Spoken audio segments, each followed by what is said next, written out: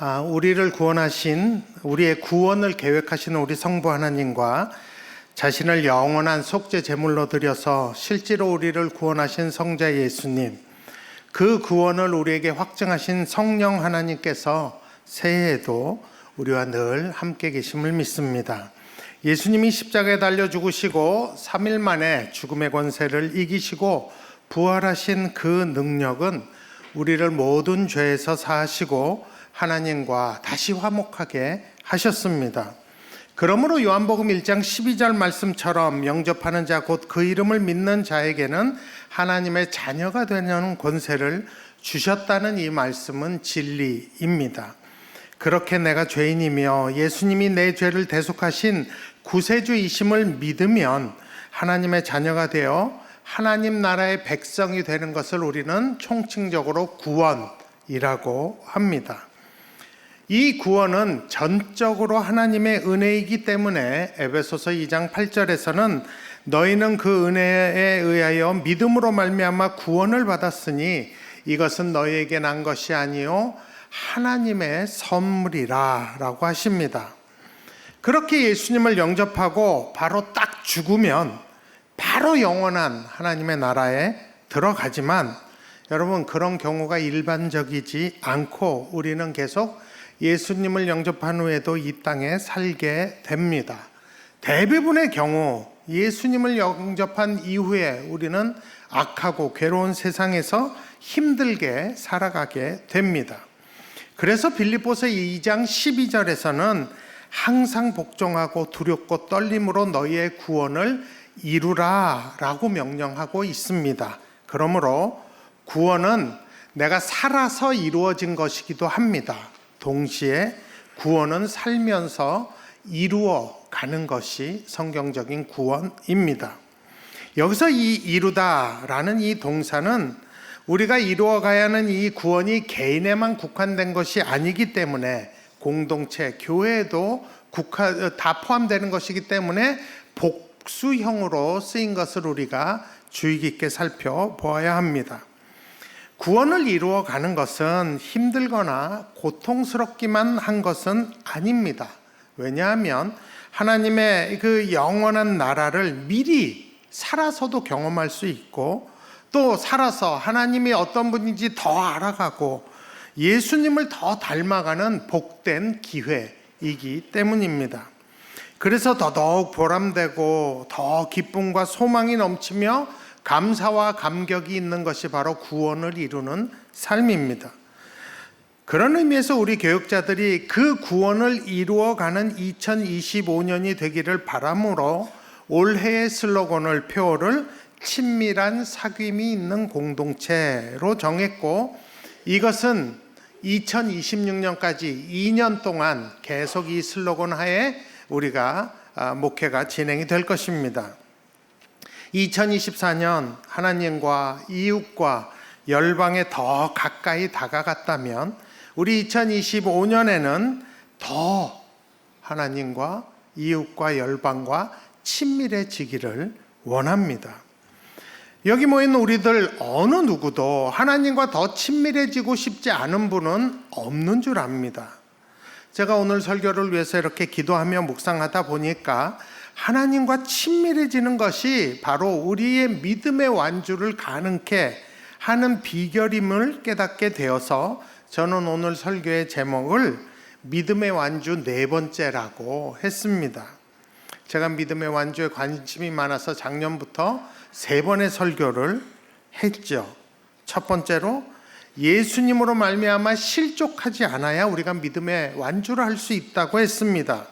그래서 예수님께 불평하고 의심하기보다는 그분의 선하심을 끝까지 믿는 게 믿음의 완주를 할 수 있는 비결이라고 했고, 두 번째로 내 이름이 하늘에 기록된 것으로 기뻐해야 믿음의 완주를 할 수 있다고 했습니다. 기도가 응답되든 안 되든 내가 잘 되든 잘 못 되든 나는 하늘에 속한 자이고 구원받은 자임을 기뻐하는 그 자리, 내 이름이 하늘에 있다는 그것이 우리 안에 명심되어지고 잊혀지지 않으면 우리는 믿음의 완주를 할 수 있다고 했습니다.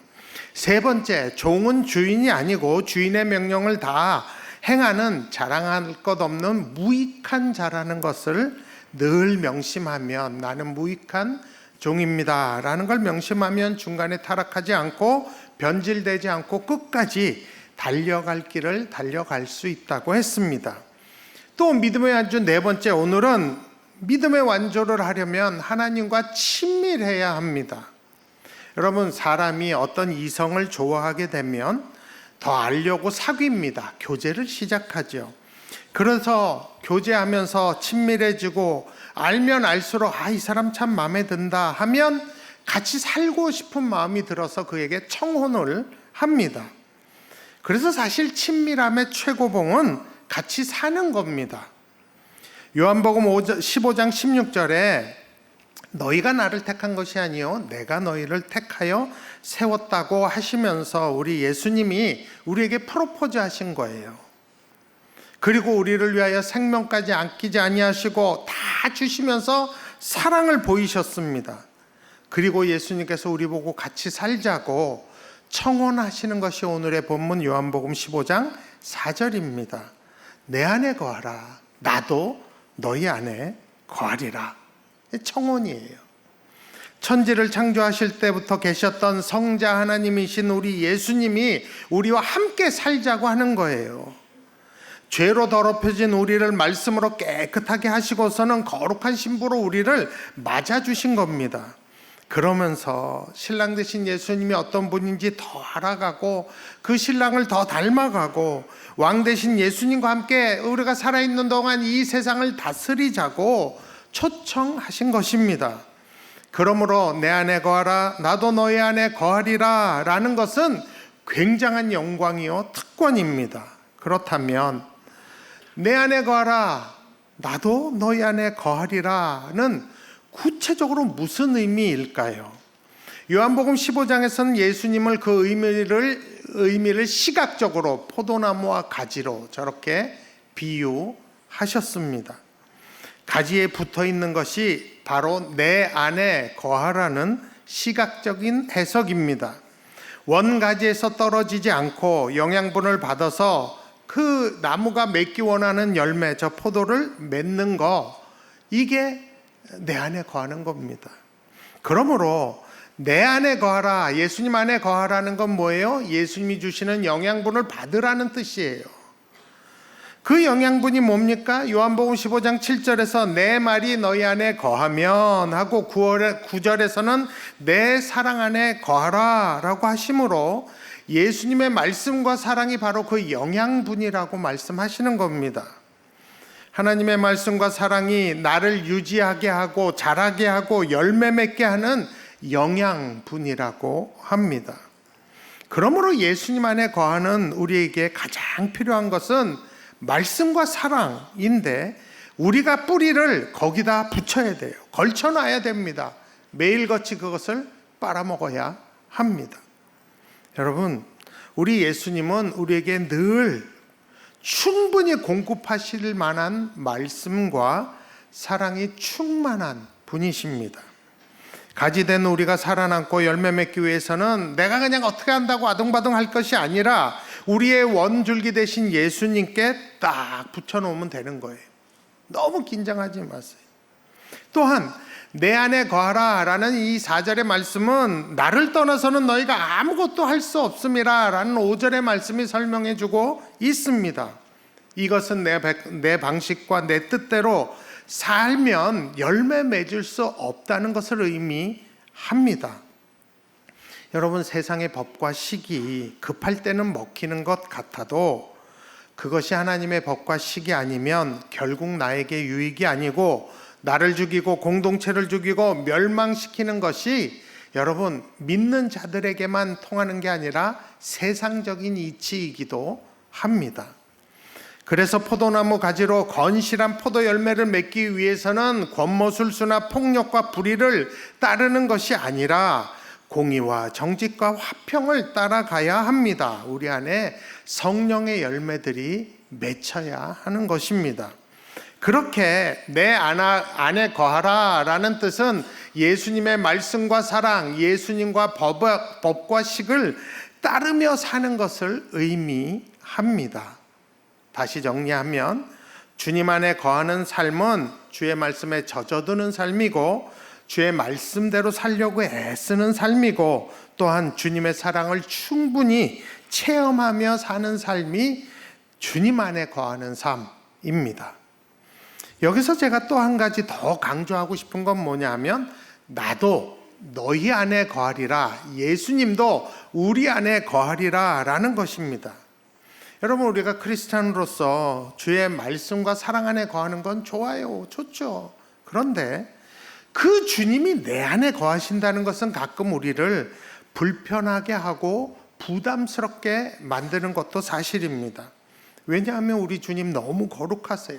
죄와 타협이 될 수 없으시기 때문에 우리가 사실 좀 죄송합니다. 여전히 더럽고 추악한 생각들과 마음들이 가득한 우리로서는 주님이, 그 거룩한 주님이 내 안에 거하신다는 것이 마치 굉장히 부담스러운 상사나 어르신과 함께 있는 것과 같은 그런 긴장이 될 때가 있는 것도 사실입니다. 그런데 여러분, 우리가 그렇게 생각하면 안 돼요. 생각을 바꿔야 합니다. 예수님이 우리 안에 거하시기 때문에 우리는 죄가 불편해지는 거예요. 이게 유익이거든요. 그러면 죄가 불편하니까 우리는 결국 회개하게 되죠. 그리고 더 주를 닮아가고 주를 의지하게 되는 것입니다. 그래서 오죽하면 로마서 5장 20절에서 그러나 죄가 더한 것에 은혜가 넘쳤다고까지 표현할 정도로 이건 우리에게 축복입니다. 내가 아무리 불편하고 죄송하다고 해도 내가 주님 안에 거하는 이상 주님은 내 안에 거하십니다. 여러분, 우리가 더 불편하겠어요? 예수님이 더 불편하시겠어요? 한 번만 생각해 보세요. 아마 예수님이 더 불편하실 거예요. 더 힘드실 거예요. 더 많이 참으실 겁니다. 왜요? 우리를 사랑하시기 때문에, 우리를 더 성화시키기 위해서, 더 거룩하게 하시기 위해서 불편하고 힘들어도, 그분이 더 힘들어도 참으시는 겁니다. 그래서 더더욱 우리는 성부, 성자, 성령 하나님과 친밀해져야 합니다. 그렇게 친밀해지면 친밀해질수록 우리는 성화돼요. 무슨 말이냐면 그리스도를 닮아가게 된다는 것입니다. 여러분, 우리가 그리스도를 닮아가면요, 성령의 열매들을 맺게 되면 나만 좋은 게 아니에요. 당장 내 가족과 내 주변에 있는 공동체가 다 덕을 보고 좋아집니다. 여러분, 그렇게 교회가 좋아지면 당연히 이 사회도 이 나라도 좋아집니다. 그래서 우리가 믿는 건 교회가 소망이라는 사실입니다. 그래서 우리가 먼저 회개해야 하는 것이에요. 그러니까 여러분, 주님이 내 안에 거하시는 것을 불편해하지 마시고 감사하며 영광스럽게 생각하셔야 합니다. 그러면 여러분, 내가 주님 안에 있고 주님이 내 안에 계신다면 우리가 어떻게 해야 될까요? 내가 주님 안에 있어서 주님의 말씀과 사랑을 받듯이 우리도 주님께 그렇게 해야 되지 않을까요? 나도 주님께 얘기하고 말 걸고 주님께 사랑을 고백해야 되지 않을까요? 여러분, 일방적인 사랑은 친밀함에 이르지 못합니다. 그래서 짝사랑이란 것은 상상 속의 친밀함은 있을지 몰라도 실제적인 친밀함은 없는 게 짝사랑입니다. 친밀함이 없다면 만질 수도 없고 대화할 수도 없고 같이 울고 웃을 수도 없습니다. 내가 주님 안에 있고 주님이 내 안에 계신 건 그런 짝사랑이 아닙니다. 내가 주님이 내게 응답하시듯 나도 주님께 응답해야 합니다. 감사하면 감사하다고 표현하고 아프면 아프다고 주님께 표현해야 되는 것입니다. 주님이 내 입술의 말을 모르시는 것이 하나도 없으시고 내 마음 깊숙한 곳까지 다 아시듯이 우리도 주님의 마음에 관심을 가져야 하고 그분의 마음을 헤아릴 줄 알아야 합니다. 내가 필요할 때 주님께 아뢰듯이 때로는 하나님의 필요도 좀 들어줄 필요가 있습니다. 또 주님이 나의 필요를 채우듯이 우리도 형편껏 주님 앞에 기여해야 합니다. 그렇게 쌍방간의 교제가 주고받을 때 우리는 하나님과 친밀해질 수밖에 없습니다. 그분이 나만 아는 것이 아니라 나도 그분을 알아가는 것입니다. 그래야 호세아 선지자가 호세아 6장 6절에서 나는 인애를 원하고 제사를 원하지 아니하며 번제보다 하나님 아는 것을 원하노라 하는 이 하나님의 마음을 우리가 알 수 있어요. 그리고 하나님을 알아가고 친밀하게 되면 다니엘서 11장 32절에 오직 자기의 하나님을 아는 백성은 강하여 용맹을 떨치리라 하고 하신 이 말씀이 내 삶에 이루어집니다. 이 용맹이 두려움을 내쫓고 우리가 달려가야 할 그 길을 끝까지 달리게 할 수 있는 믿음의 완주를 가능하게 하는 것입니다. 마지막으로 정말 여러분들에게 꼭 드리고 싶은 말씀이 있어요. 이 말씀을 이 설교에 꼭 붙여야 돼요. 그건 뭐냐 하면 예수님이 오늘 이 본문의 말씀을 누구에게 언제 하셨는가, 이걸 절대 잊으셔서는 안 됩니다. 사복음서의 문맥을 보면 사복음서를 시간 순서로 이렇게 배열해 보면 이 본문의 말씀이 누구에게 언제 말씀하셨는가가 드러나게 됩니다. 요한복음 13장에 보면 예수님이 잡히시고 죽으실 때가 이른 줄 아신 후에 제자들의 발을 씻기십니다. 그리고 너희 중에 하나가 유다가 나를 배반할 것이라고 말씀해요. 그리고 그에게 떡 갖다 주니까 그가 받아 처먹고 바로 예수님 팔로 배신하고 나갑니다. 그리고 나서 제자들도 다 떠날 걸 주님이 아셔요. 그리고 심지어 베드로는 닭을 울기 전에 3번이나 자기를 부인할 것까지도 아시고 말씀하십니다. 그리고 난 후 가룟 유다를 제외한 제자들을 향하여 마지막으로 가르치신 것이 바로 요한복음 14장과 17장까지의 가르침입니다. 그러니까 오늘 본문이 그 주 15장이니까 14, 15, 16, 17장 그 안에 있는 거예요. 그러니까 예수님은 자기를 배반하고 부인하며 떠나갈 제자들에게 이 말씀을 하신 겁니다. 제자들의 최악의 상황까지 다 하시면서도 일부러 하신 말씀이 이 본문이에요. 그러니까 너희가 그런 최악의 상황까지 갔더라도 너희는 다시 내 안으로 들어오라는 거예요. 놀라운 말씀이에요. 초청하시는 거예요. 그러면 내가 너희를 다시 사랑하고 내가 너희에게 다시 말씀을 줄 것이고 사랑할 것이고 그거 나도 너희 안에 거하겠다고, 못 믿을 그 제자들 안에 나도 너희 안에 거하시겠다고 말씀하시는 것입니다. 여러분, 이게 성자 하나님이신 예수님이 우리를 향한 사랑이십니다.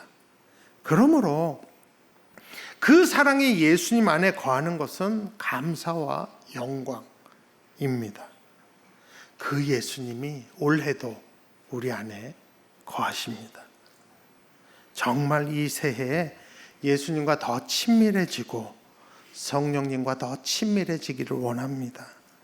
우리가 교회로 모여서 예배드리는 이 예배를 통해서 주님을 아뢰고 주님을 마음껏 찬송하고 칭찬하고 주님께 영광 돌리길 원합니다. 우리 주님이 찬양 그렇게 좋아하시니까 내가 이 백성은 내가 나를 위하여 지었나니 나의 찬송을 부르게 하려 함이라고 말씀하셨으니 우리가 모여서 목 놓아 주님을 찬양하고 흩어져서도 주님을 찬양하고 주님이 하신 일들을 칭찬하고 인정하는 것이에요. 그러면 우리는 올해 주님과 더 친밀해질 것입니다. 여러분, 매일매일 무슨 일이 닥칠 때마다 우리 안에 계신 예수님께 얘기하세요. 예수님 보셨죠? 예수님 아시죠? 예수님, 저 지금 이래요. 이게 친밀해지는 것이에요. 기도로 우리의 필요를 알아세요. 그리고 주님의 사랑 안에 거하시고 그 주님을 찬양하며 예배하는 한 해가 되기를 원합니다.